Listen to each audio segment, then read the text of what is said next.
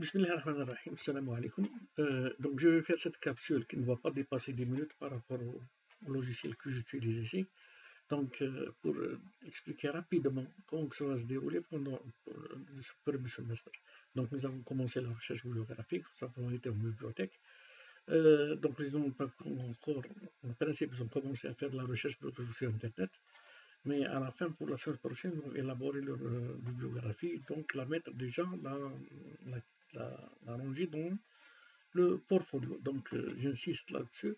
C'est-à-dire que la prochaine fois, il faut insister pour que leur portfolio il commence à apparaître, à avoir une forme. Donc à partir de là, à partir de cette phase, donc après la bibliographie, pendant une ou deux séances max, nous allons travailler sur les extensions.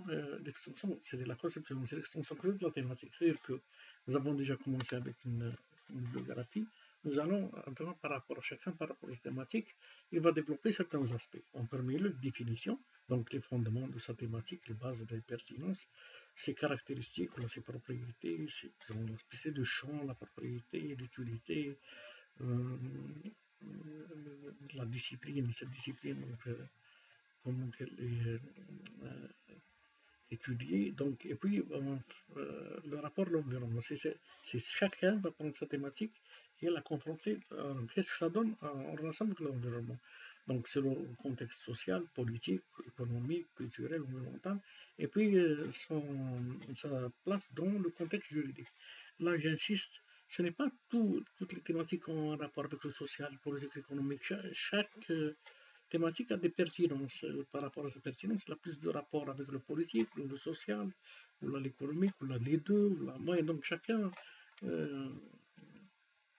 établira ses relations avec le contexte selon sa thématique. Bon, quand on aura terminé cette phase, une ou deux séances, nous allons entamer le premier travail sur l'évaluation. Et donc,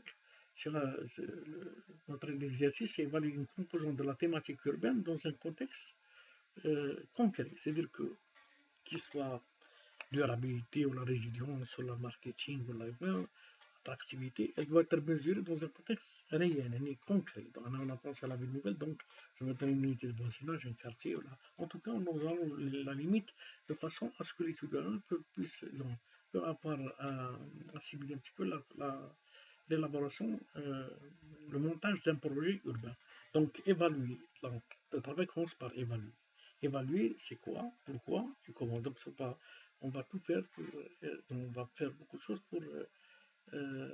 On va se concentrer pour mieux expliquer ce contexte, cette opération d'évaluation. Donc, c'est quoi?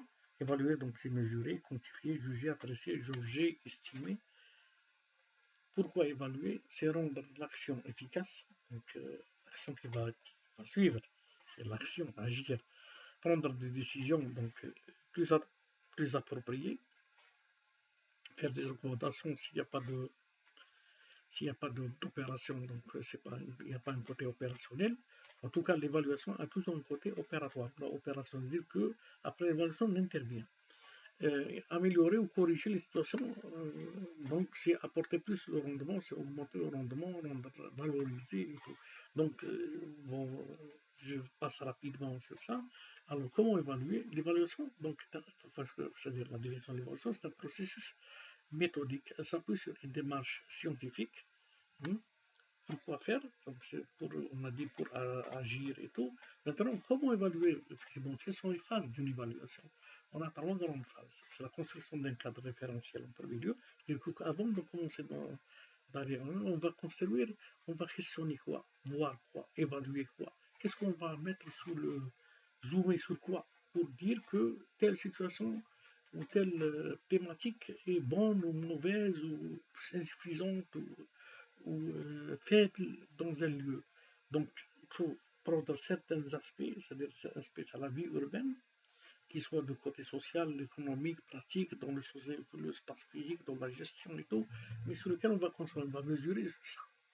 Donc, le premier, c'est construire cette grille, ou plutôt avoir ces critères sur lesquels on va procéder, c'est les critères que nous allons évaluer, en recourant parfois à des indices, à des indicateurs, parfois même on va jusqu'à mesurer ça par rapport aux normes nationales, est-ce que tel lieu est dans les normes ou pas dans les normes, vous voyez. Donc, dans cet aspect, nous allons passer directement à mesure. C'est mesurer par rapport aux normes. Est-ce que ce que nous avons dans ce lieu est suffisant, insuffisant, est-ce qu'il est faible? Oui, donc les mesures. Est-ce que la qualité de l'espace, qu'est-ce que la qualité de l'espace? Quelles sont les attentes des personnes? Quels sont leurs soucis? Oui, tout ça, on entre dans le côté évaluation.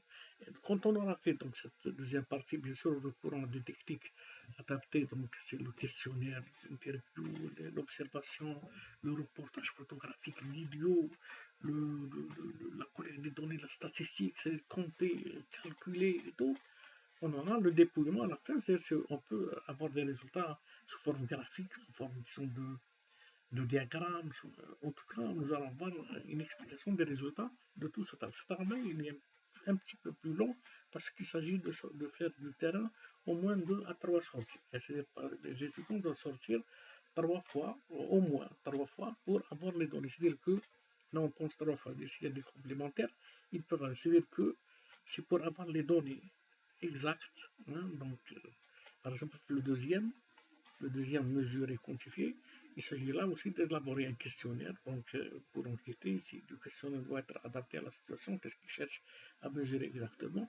Là aussi, on est appelé à leur expliquer un petit peu comment interpréter, comment peut-être même recourir à certains logiciels comme le SPSS ou même en tout cas Excel pour rendre le résultat sous forme graphique. Euh, Bon, à partir de là, on va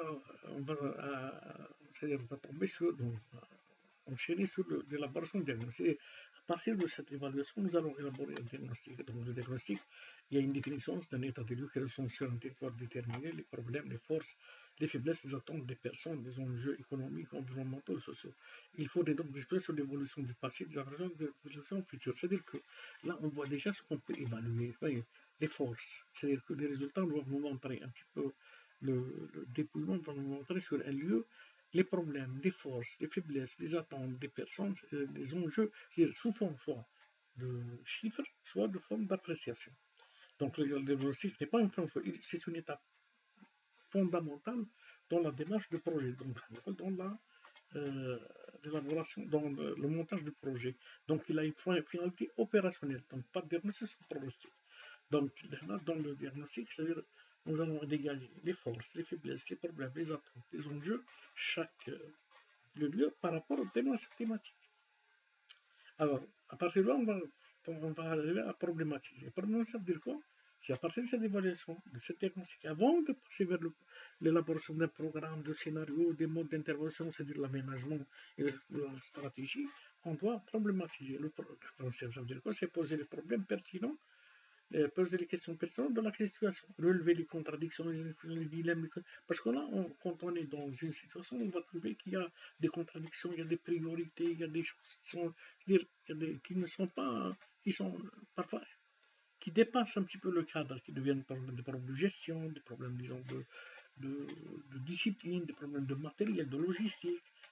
Là, on essaie de trouver une problématique pour dire que les problèmes comment ils se posent, là on a cette évaluation, voilà pourquoi il y a ces problèmes. On aura connu les causes, on aura connu les manquements, les insuffisances, les incohérences, les malfaçons dans le travail, donc la mauvaise gestion ou la gouvernance.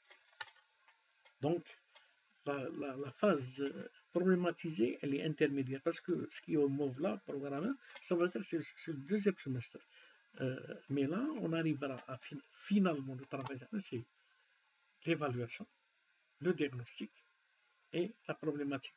Donc, à la fin du premier semestre, nous aurons ces éléments-là à exposer, à afficher, donc bien sûr avec tout le travail bien expliqué et avec le travail de bibliographie, de la conception d'extension conceptuelle. Bon, bon, je termine ici. De toute façon, dans mon cours, je vais essayer de donner, de consacrer une demi-heure pour expliquer aux étudiants toutes ces phases, hein, c'est-à-dire